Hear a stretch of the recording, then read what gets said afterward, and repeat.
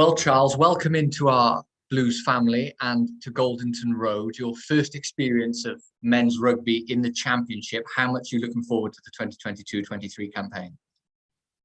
Yeah, I spoke to a few of the boys. I know a few of the Saints boys who come in on loan, and they said it's a really good level, really exciting standard to play at. I know Bedford play good rugby, so can't really wait to get involved in that. I've had a good 3 years at Cardiff Met playing against students, but now I'm excited to sort of face the men in the Championship, and I'm excited for it.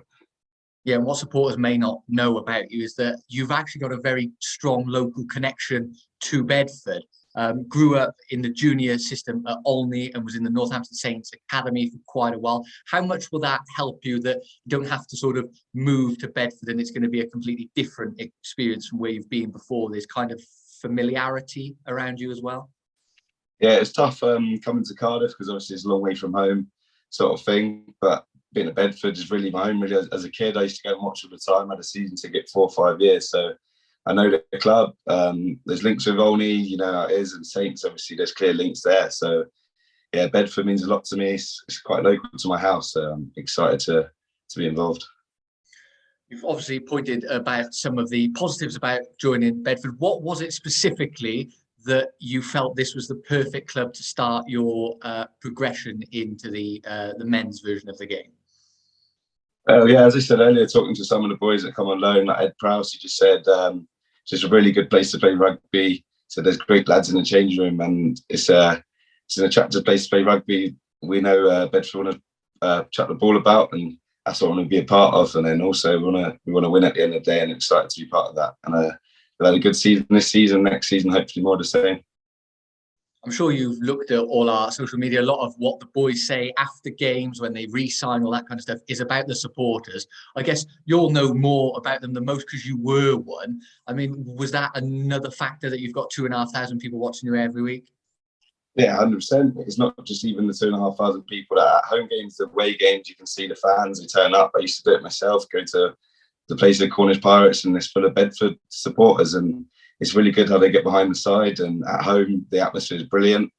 And as Mike always says, we want it to be the best place to be at 3 o'clock on a Saturday, and that's what we want to continue for next season. Talk about Mike. Obviously, you're currently in Cardiff. That's where Mike obviously grew up, played his rugby. Is that again another case of that you kind of know what you're getting yourself into? All the coaches at your uni will know who Mike is. Mike will know them. That kind of helps as well with that transitionary period. Yeah, they all speak highly of Mike. Obviously, his playing career was really good. Obviously, I'm probably a bit too young to remember that, but obviously as a coach, he's done unbelievable things with Bedford. And the coaching staff at Cardiff Met told me how good he is to work with. So I'm excited to work on him. And he's spoken very highly about you. He's basically described as a player that will chop people, will get over the ball, will enable other players to get into the game. For those supporters who don't know who you are, how would you talk about yourself going into the new season? Is it similar to what Mike said, or do you think there's other parts to your game as well? No, similar to what Mike said, really. I like tackling people low and then just getting the ball back for us so we can play with it. That's sort of what my job's been at Cardiff Met this season. I don't think it will change too much at Bedford. Just get the ball back for the boys to try and play with so we have more possession than the opposition.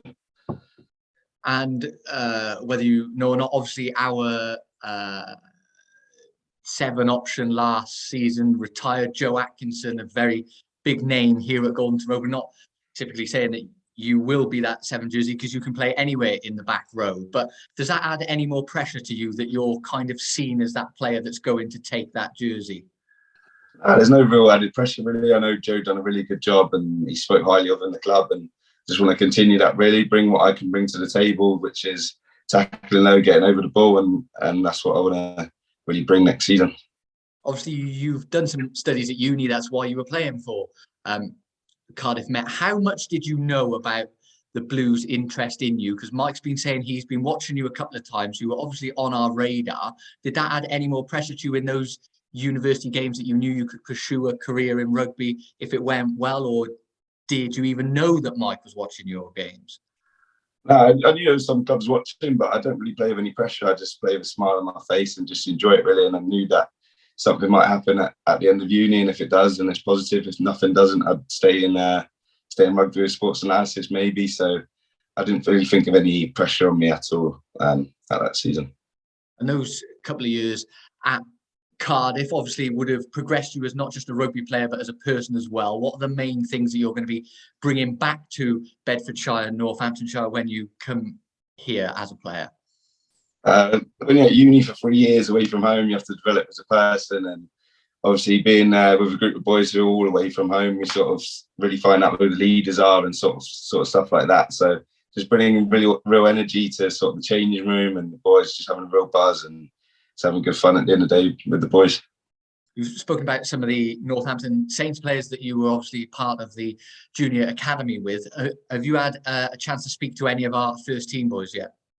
Yeah, me and Prowse are quite good friends, so he's told me a lot. I've asked him loads of questions about the club, what it's like, what's the training like, and he spoke so highly of it. So that's what sort of drew me to it, to have a friend like that at the club, and he sort of said how good it was, and I just can't wait now to get stuck in. Yeah, I guess the best place to end this interview is a place where I always end our re-signing interviews with. What's your special message to the supporters that will be getting behind you in the 2022-23 campaign? I just know what it's like to be a supporter like themselves, so I'm just going to give 110% every time I get on the pitch, and hopefully we continue playing an attractive style of rugby, and next season just more wins, and that's what we're looking for next season. Best place to be at 3 o'clock on a Saturday, and that's what we want really.